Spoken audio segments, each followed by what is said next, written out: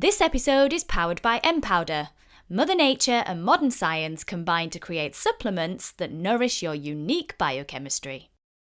I love going into workplaces because I was a global project manager in my early 20s, and it was a very high-powered role. And I think now, Nat, if I was in that role and if I was going through all the changes that I've been through in midlife, and I hear about 1 in 10 women that have left the workplace because of menopausal symptoms, 1 in 4 are thinking about it, that just breaks my heart. Hello and welcome to Women and Wellbeing with me, Natalie Anderson. In today's episode, we are talking how to feel good in midlife and why snacking can be good for your health with personal trainer and author Lavina Mehta MBE. So sit back, relax and get ready to join us in our conversation. You know, I'm celebrating my menopause quite publicly because I've hit it now, and I've hit it like... And you're having a party. I'm having a party. I want to just spread a bit of positivity because I do feel, even for younger girls, our daughters, you know, our nieces, I don't want them to be scared. I want them to know that this is a phase of life we're all going to go through. We're all in this together. I want there to be a bit of positivity. For me, it's about a point of reinvention, rebirth, and reframing midlife. I feel like this is the most exciting point in my life, and I've got so much to offer, and I hope I can carry on doing what I love. Hello all, I hope you're all well. Today I am joined by an incredible woman who has made it her mission to help women feel their best in midlife. Receiving an MBE for her services to health and fitness, she is passionate about giving women the tools they need to navigate perimenopause and beyond. As a patron of the Menopause Mandate and an ambassador of Diabetes UK and Alzheimer's Society, she is dedicated to making positive change through activism and awareness. And she's also recently added the title of author to her long list of incredible achievements with the release of her brilliant book, The Feel Good Fix. She is an absolute powerhouse, and I'm thrilled that she's able to join us today. She is the wonderful Lavina Mehta. Hi. Hi, what a lovely intro. Thank you so much. Oh no, thank you so much for being here. You are a very, very busy lady. I am juggling, like most women, right? Yep. 3 boys and the passion project that has just turned into my mission now, like you so kindly explained to everyone. Yeah, so like it's basically your mission is to make people feel good. But where did that start? Like where was the interest? How did this all come about? Probably you're not going to expect what I'm going to say. I was never, ever into fitness or exercise or wellness growing up. I think there was just a lack of education and awareness, especially because I'm South Asian. And it was really only in my 30s when I had my youngest son, who's now 17, and I had put on a lot of weight, and I was just feeling, you know, a little bit crappy about myself, feeling unhealthy. And I joined the gym and I fell in love with strength training. I'd never, ever lifted weights or anything apart from, you know, bags and suitcases. But I really fell in love with strength training specifically. And it just transformed not just my physical appearance, but most importantly, what it did up here mentally was like the most incredible transformation. And I guess it's, you know, in your 30s and 40s when we start having challenges in life experience, it really gave me this profound sense of empowerment, of strength, body and mind. And I only qualified as a personal trainer age 40, but not as a career. I'd given up my corporate career to be mum for a good decade. And I've just fell in love with fitness and I wanted to research it and really educate myself. But yeah, the rest is history. I'm now 47. Yeah. And since I qualified, it's been a real surreal journey. I mean, I love that, you know, you started doing something completely new at 40 and, you know, you've had your children and that sense of going, okay, this is where I am now in life. What's next? But also as well, that thing of feeling strong because I started to feel more vulnerable as I got towards my late 30s. I was like, everything just doesn't feel to be ticking over the way it should. Yeah. And it's quite scary and it does make you feel a bit weak, I suppose is the right word, and mentally weak. But with strength training, you found that actually, like you said, it doesn't make you just physically strong. It's the mental strength as well. Yeah, I mean, like obviously exercise is a stressor on our bodies, but when I'm in that sort of flow state, when I'm lifting heavy weights and, I'm pretty petite, I'm probably not as ripped as I was, when I first qualified, but having gone through the menopause and all of that. And it was actually the same point when I qualified at the age of 40 that looking back now, I realized that's when my perimenopause had started, but I didn't even know. So obviously changes physically, changes in my hormones and my menstrual cycle. Things were starting to feel a little bit foggy in my brain, and I couldn't really understand because I was so reliant on my brain. It's kind of been, the one sort of superpower that when that starts giving way and you start forgetting things, that sort of sent alarm bells for sure. But I had kicked off this new journey and, I just started training some friends in my home basement before the pandemic. And it kind of gave me amazing experience because it's not always about weight loss. For me, my slogan is to exercise for sanity, not vanity. And that stemmed from the pandemic, really, when, we had so many issues with loneliness and mental health. But it's something I've really stuck by. And I think, resonates with a lot of women later on in life that it's not about how we look. I'm not striving for that six pack. I just want us all to realize how important your midlife is for your long-term health. Yeah. And it's not about, what we can see on the outside. There's so much inside that's happening. And, I'm very passionate about reducing risks of so many chronic illnesses, which we're more prevalent to as we get into our mid-40s and through perimenopause and menopause. So things like cardiovascular disease to diabetes to cancers to even osteoporosis. These are things that are going on inside and we often don't really know, but there's so much that we can do for free. And I'm really trying to emphasize the importance of our lifestyle for how we kind of future-proof our bodies, right? As we start thinking about how we want to age. You say in the book as well, you talk about health span, not lifespan. And I think that's such a really clever way to reframe it of how actually, and another thing you say is, the midlife is the start of where you can reassess what your later life is going to be like. Just talk to me about that as well. Yeah, I mean, women are living longer. So I guess, what I'm thinking about is how long can I live as independent as possible, doing the things that I love and that I enjoy and try not to be a burden on my kids and my family. And it is about how we can stay as, disease-free, hopefully, for as long as possible. And the research I've done is incredible. We know that things like type 2 diabetes and pre-diabetes, which many young people, even in their 30s, are living with now, due to so many reasons. But, obviously things like ultra-processed foods, a lack of movement. We're just more sedentary in our lives.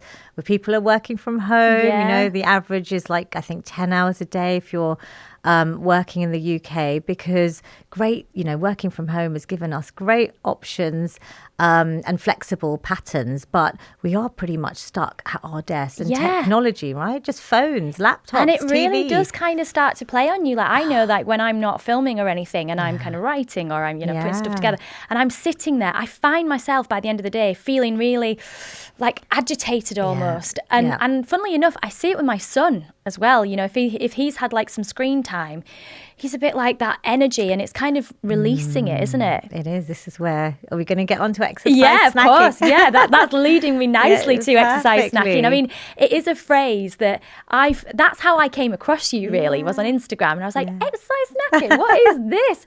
And, it's these bite-sized kind of digestible exercises that you do. And where did that concept come from? Because it is such a brilliant concept. Thank you. Gosh, I've been holding on to it since 2017, 2018. And that's when I first started researching exercise because I was going through my own, transformation, I guess. And it was a study that I found. I was thinking, I'm juggling being a mum. I have 3 boys. I have a lot of family responsibilities, like us all, whether it's work or family.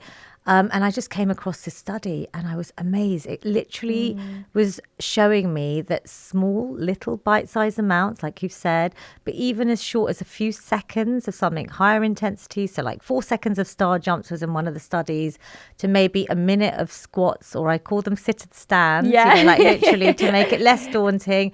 If you could sprinkle in these little bite-sized amounts regularly, and I'd love everyone from the research I've done on the book, ideally every hour, every 30 minutes, a couple of minutes. And that means that you're then not only getting up and doing something through the day, so we're breaking the amount of time we're spending sitting, it actually boosts your metabolism. It helps with key health indicators like your blood pressure, your cholesterol, your blood fat levels. So it's regulating blood sugar, which is so great because when my blood sugar is on a roller coaster, it affects my mood and my energy, my productivity. It can obviously then, with metabolism, it helps with weight loss if that is your goal. And I'm just encouraging people to maintain a healthy weight to reduce risks of so many chronic illnesses. To even like boosting productivity, your mood, like the mental health stuff is so important to me. It's like a free antidepressant, right? Movement. If you find something that you enjoy, it doesn't have to be strength training, although I want every woman over the age of 30 to be doing some strength training. And anyone listening, it's never too late as well. But yeah, exercise snacks, when I realized that this is as effective, if not more effective, than the hour-long workout that we sometimes just can't fit into our busy lives.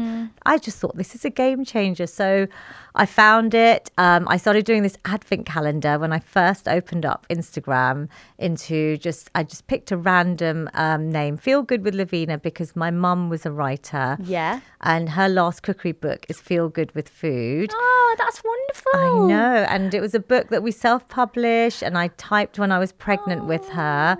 And it's all about the science of food.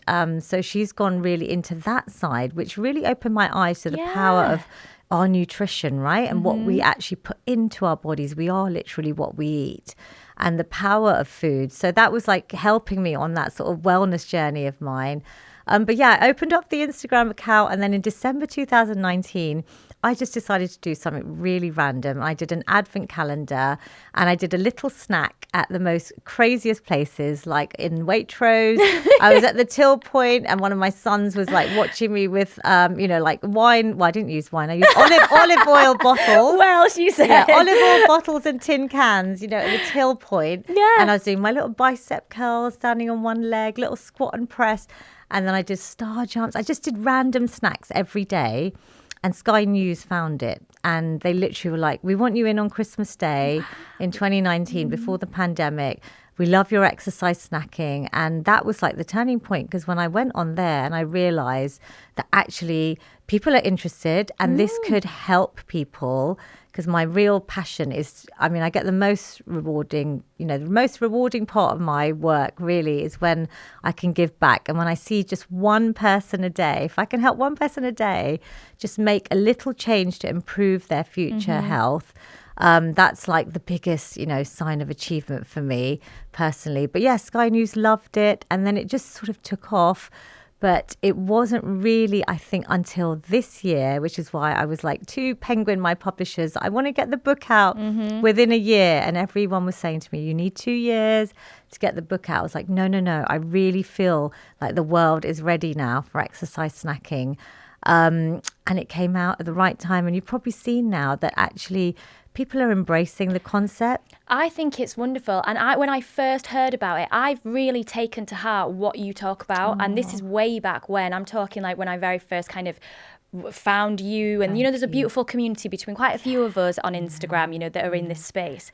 And it's something that I talked about in our newsletter as well, and said that it was you and it was your concept.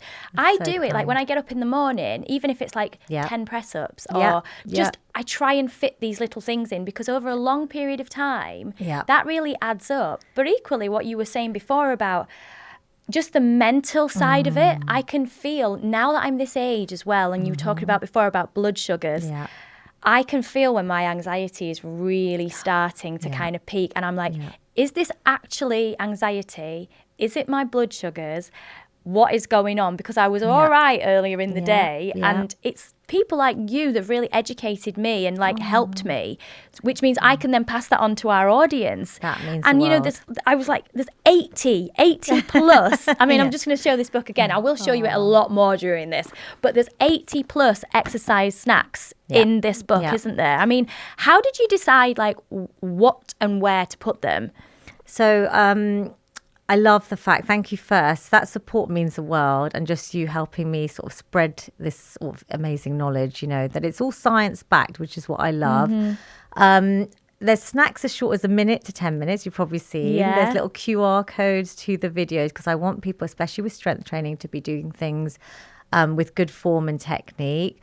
But really my feel good, like fitness prescription, as I call it, is quite holistic, because I want women to know that, you know, we've got to just listen to our bodies. You've got to find things that work for you, depending maybe on your cycle, to how you're feeling. So we have this little mood menu at the back, which has got a list of snacks based on whether you're like maybe feeling tired, maybe you're just feeling unproductive, or you're sitting too long. So in my prescription as such, it's mobility. So that's really important, especially if anyone's listening and they're starting to get those, you know, very common joint pain. I think everyone's getting neck and back pain because of our technology and the rounding of our backs. You know, when we're sitting too long and looking at our phones Like, or I've laptop. got to do it. So we're doing the first snack from the book, which is that desk reset snack, the analogy Doing of a it desk now. shape. Anyone watching, listening, you can just lift your shoulders up an inch or two, back an inch or I two, love and this. down the spine. So it's like the shape of a desk. Yeah. So every time you see your desk, you could just do that little posture check. You know, when you're cooking, when you're driving, we just start rounding our backs on our phones. So mobility is really important, because motion really is lotion for your joints. And sometimes when women are starting to feel that joint pain, or if you've got osteopenia, osteoarthritis, you know, I do the workouts for a lot of people later in life as well, the elderly. But if we can lubricate our joints, she's sitting so nice I know, and I'm upright trying now. I'm very aware. So mobility, obviously, across the body, all of our joints need that lubrication. And we can add these little snacks into our day-to-day activities. We've got balance, which is very important, because not only do we want to reduce our risks of falls, and we know how prevalent things like fractures are and how detrimental they are to our, you know, our health span. We want to make sure that we are practicing balance from midlife, because we actually start losing our balance in our 30s, 40s and 50s. And just things like, you know, the little test there, I've got, you know, brush your teeth on one leg, and little targets for different ages.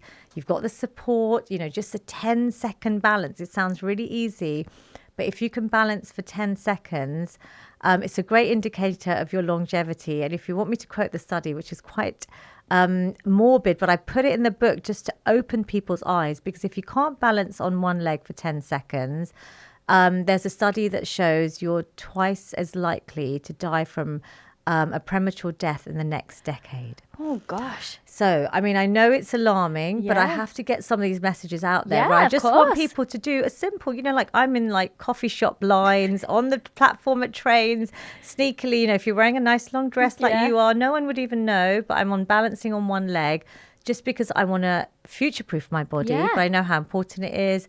To cardio, which, you know, it could be little cardio snacks. For me, it's walking. Walking is my therapy, especially out in nature, which has got a whole huge section in the book, because the power of nature is so important, not just for our mental health, but, you know, there's things like phytoncides, which help with our T cell, that these cells that actually can help with things like, you know, boosting your immune system, to they're called killer cells, so helping to eradicate cancer cells in your body, to the fractals that you can see when you're out in nature. You know, there's things like tree snacks, bird snacks, sunshine snacks in the book. So it's not just physical side, the strength, and then there's also stretch, which I feel stretch is so nice, just to give ourselves a bit of downtime. It could be a couple of minutes before bed.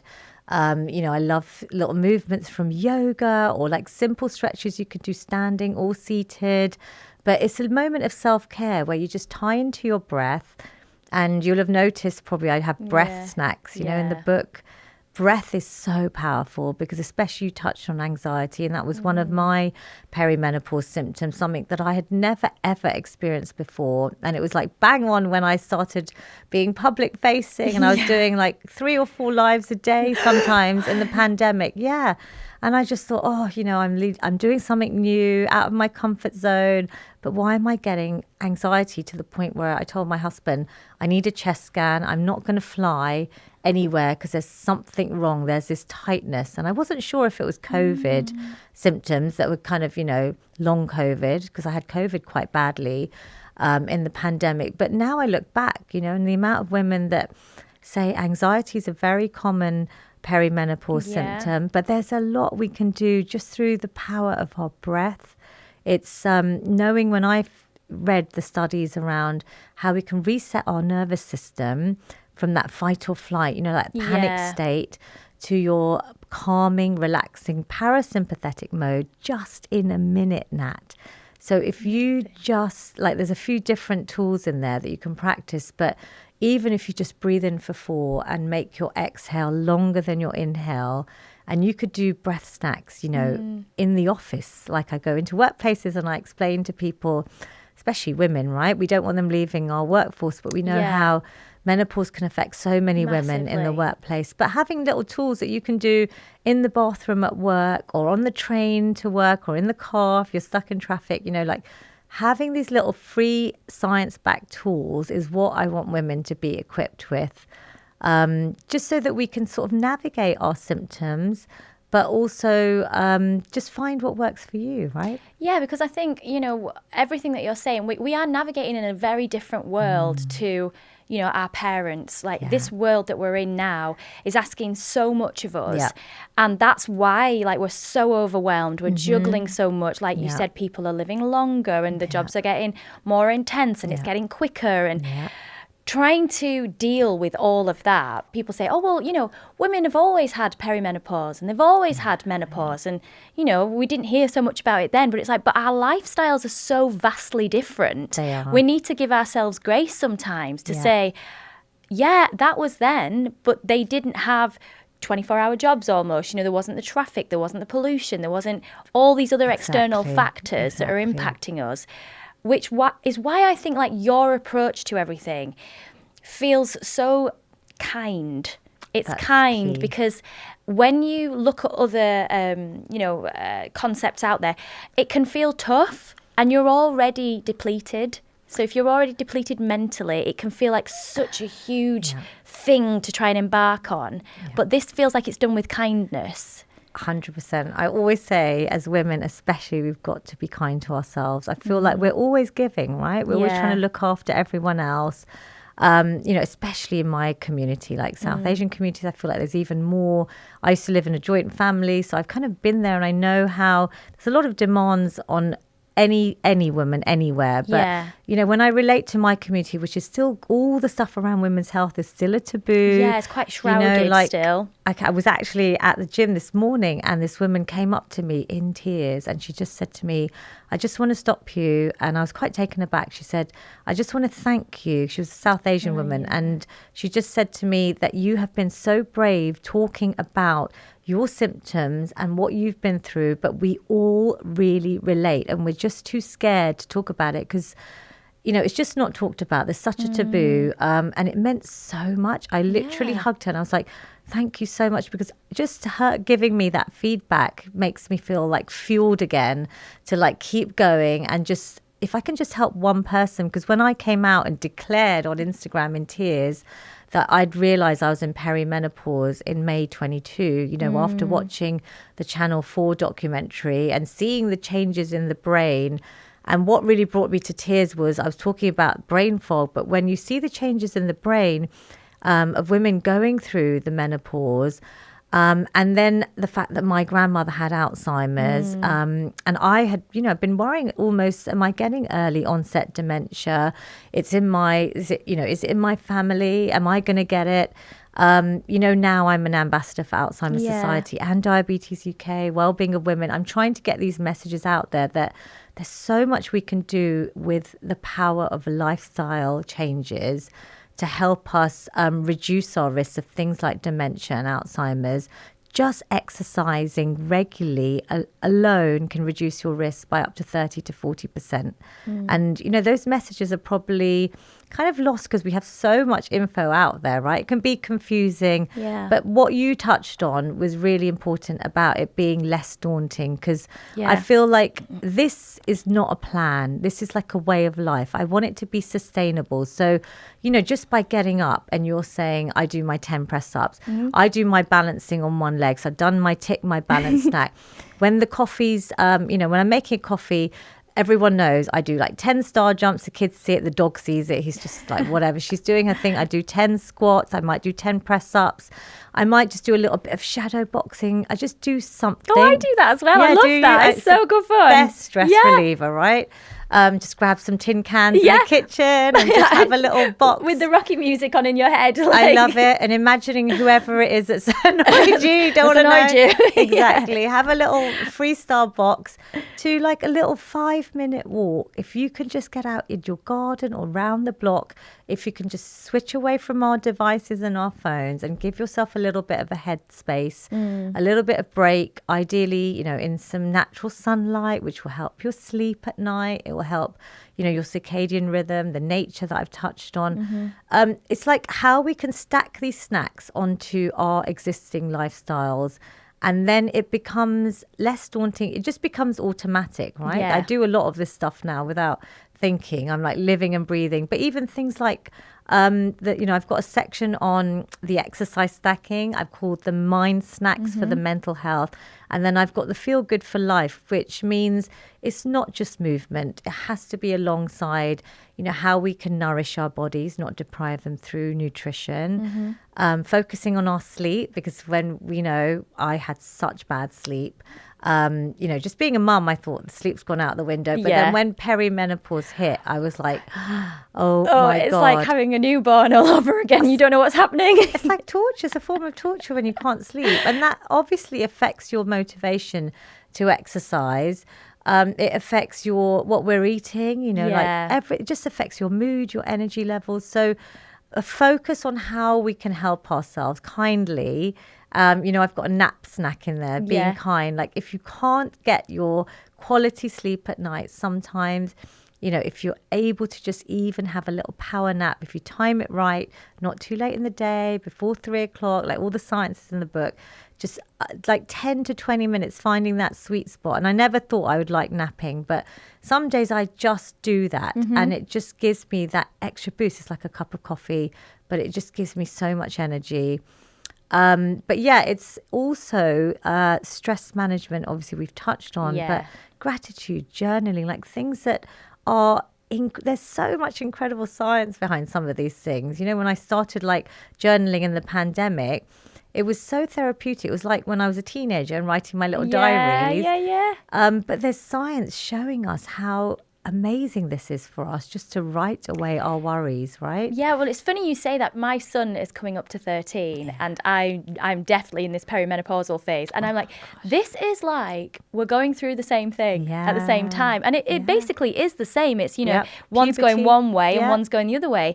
But what you're saying there about, you know, writing in your diary as a teenager and how I would combat those, you know, overwhelming feelings when I was young by writing in a diary. And it's a kind of a similar way of looking at it, really. It's just like a secondary puberty. It is. It totally is, which is why we need this education in schools and workplaces everywhere, right? You're bringing me on here and I'm able to share this on your amazing platform. So thank you. But yeah, journaling, gratitude practices, you know, sometimes people are like, maybe not comfortable sitting down and writing so much, but there's, you know, little snacks in there. I say, even if you can think about 3 things that you're grateful for, just the power of having a little bit of gratitude. I call it the vitamin G in the book. There's like a longer snack. There's some science around just giving yourself 11 minutes. It's like a lovely little number where you could literally brain dump every worry, anything that's troubling you, you could even rip that piece of paper up, and even that could help, a little sort of symbolic, like I'm just getting rid of it. To those times when we're struggling with sleep because we've just got so many things to do on the to-do list. Sometimes I just I have a book on my bedside, and sometimes I just keep waking up and I just write things away. Yeah. Because then I know, okay, I've remembered. The brain fog's not going to kick in. I needed to see it with my own eyes. Exactly. And I'm just going to try and forget about it. So yeah, journaling is something that's really been powerful for me. But I think, the biggest actually one that I researched was social connection. And it's incredible how, I think I've written so much about how relationships do change in midlife, like not just your relationship with your friends, but, we are in this sort of sandwich generation. So I've had teenagers, it's a hard time when you've got battling hormones in the house, like you kind of touched on, to obviously you've got your worries about your aging parents or your loved ones around you. It's a really tricky time, but finding your tribe. And my mum always said to me, Lavina, in my 20s and 30s, you have so many friends, but one day you'll be able to count the ones that are really there for you. They're there for you. They are celebrating your successes without any jealousy. They're there for you when you're down. It's literally the people I can count on my hand. And I never quite understood it. But obviously, people change, right, in life. And our social friendships change. And sometimes it is a case of getting rid of relationships that don't serve you. If there's anything toxic that's making you feel bad, just like social media, I say have a cleanse of accounts, like only follow people that are actually making you feel good about yourself. And it's such a personal thing. We all have, the algorithm is like sort of, hopefully if you cleanse it, it'll hopefully feed you the stuff that you want to see, rather than this barrage of like, oh, I'm not good enough, and comparison and all of that. And it's just so exhausting. It is hard. And like you were saying before about connection, I know that's something that's really important to you in several different guises, in terms of like you were saying, there were women and wellbeing, and also Alzheimer's, and the Diabetes UK and the Menopause Mandate. You've done so much work in that area as well. And I think at this point in time, we need a tribe, actually, because we can't do everything on our own. Totally. It's so overwhelming to try and do everything. Like, we might have been able to do that in our 20s, but at this age, to share and to open up and to feel seen by other people does give you that energy that you can take from each other to move forward, doesn't it? Oh my gosh, collaboration is key, right? There's space for everyone on social media. I never thought I'd be, there sharing my life on like all these different platforms. There shouldn't be this competitiveness. I think we all need to get together, especially, for me, it's like I've said so many times, how many women can I help? How many people can I help? We can only do that together. Just the fact that you're bringing people on here and you're kind of helping me share my message, but you're being so supportive and lovely. It's like it's incredible feeling for it is important, for all of isn't us. It, for all of us? I think if you've got a platform and you've got an opportunity to get vital information out. So that's really why the capsule for me, that's where it all came from. It was I was struggling and I wanted to help somebody else, and I know that that's the key message for you. You were struggling, you were reinventing yourself as well, and wanted to share your knowledge, pass on that experience to help others and inspire other people as well. And you've built a whole community now. Just tell me about like the community that you've got and the website, and you're going to workplaces. Yay. I know, it's very exciting. Well, I still do the free workouts with my mother-in-law. Yeah, who's wonderful. She's so brilliant. Yeah, I mean, like, everyone used to think it's my mum, and I'm like, let's smash the taboo of like not being able to get on with your mother-in-law. Yeah, it's so lovely. Because it has been such an amazing bonding experience for us. And she was so camera shy, like myself, and it was such a gamble. I used to do those exercise snacks in the pandemic with my husband and youngest son, and then I was feeling like I wanted to help the elderly. It was a whole demographic that were just there, you know, like not only just feeling lonely, their mental health, but I wanted to make sure they're staying strong and they're boosting those fighter killer cells and their immunity. But we've carried that on. It's been amazing. We've had up to the age of 100 join us. We go live every Friday, if anyone's listening. It's open not just to seniors and less vulnerable. It's like low impact exercises that I have midlife women, people at workplaces using them because they're chair-based exercises that you could do. If you could switch off your virtual or Zoom cameras, you could be doing this stuff at your desk. And I say that because, yes, sometimes we are stuck on Zooms. Yeah. But if you just keep your little weights or your tin cans that we use, you know, like little There's always bottles, an opportunity. yeah, you could do stuff with us. So there are hundreds saved on YouTube. There's lots in Gujarati, which I was trying to do for the South Asian community as well, to break down the barriers, because exercise wasn't something that I grew up with. So that's like a whole community there that I have regulars join me on Zoom and YouTube every Friday, which I love. And I won't stop. I hope we can carry on for as long as possible. I go into workplaces that you touched on because I love going into workplaces because I was a global project manager in my early 20s, and it was a very high-powered role. And I think now, Nat, if I was in that role and if I was going through all the changes that I've been through in midlife, and I hear about 1 in 10 women that have left the workplace because of menopausal symptoms, 1 in 4 are thinking about it, that just breaks my heart. So I go into workplaces either with the menopause hat on and do workshops to try and get men and women in the room and give them tools that they can use easily in their working days and get the support from their colleagues and their bosses, to just little exercise snack sessions to just keep us more active, happier, healthier employees. But my message is just make a start. And my message is also, like you said, about inspiring women, that maybe if you're doing something or if you're working in a career that you feel you're not happy in, or if you've given up your career like I did, midlife is such an amazing opportunity for us. And, you know, I'm celebrating my menopause quite publicly because I've hit it now, and I've hit it like... And you're having a party. I'm having a party that you're invited to. I really hope you can make.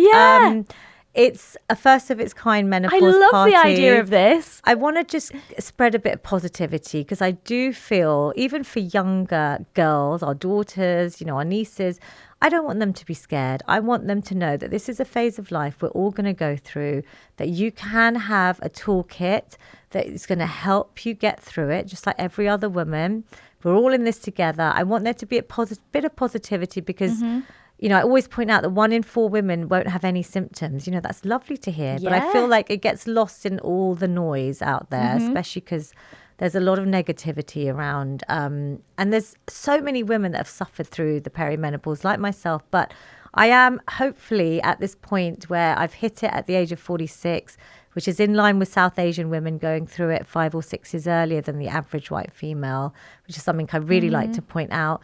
But it's, for me, it's about a point of reinvention, rebirth, and reframing midlife. I feel like this is the most exciting point in my life, and I've got so much to offer, and I hope I can carry on doing what I love, right? And this passion. So and it's like having a baby shower or a hen party.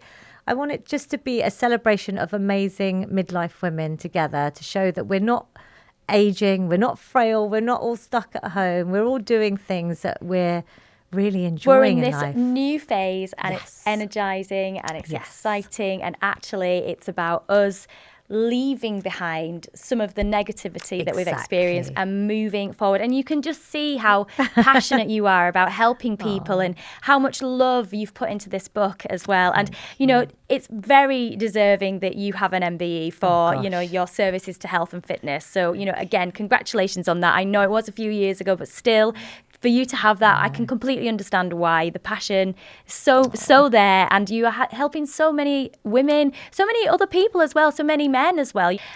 We have run out of time because I could have sat chatting to you for absolutely all afternoon. But thank you so much for being with us. It's been absolutely wonderful to have you. Thank you so much for having me on. It's been amazing. No worries. It's been an absolute joy. To find out more about Lavina, you can follow her on Instagram at Feel Good with Lavina. And her wonderful book, here it is again, The Feel Good Fix, is available online and in all good bookshops. For more women's health and lifestyle, you can visit us at our website, www.thecapsule.co.uk. You can also catch up with our previous podcast episodes by visiting the podcast page and subscribing to any of our podcast channels and YouTube. You can also drop us a message at our Instagram at Official Capsule if you'd like to put any questions to our future guests, or leave us a message about any of our content in general, or just talk about any of our current episodes. I'll be back next week with another very special guest, but all that's left for us to say today is goodbye. So it's goodbye from Lavina. Thank you. Goodbye, everyone. And goodbye from me. Bye-bye.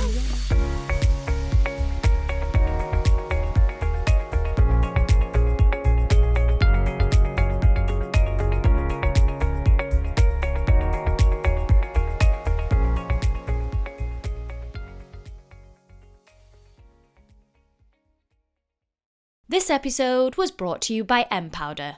Mother Nature and modern science combine to create supplements that nourish your unique biochemistry.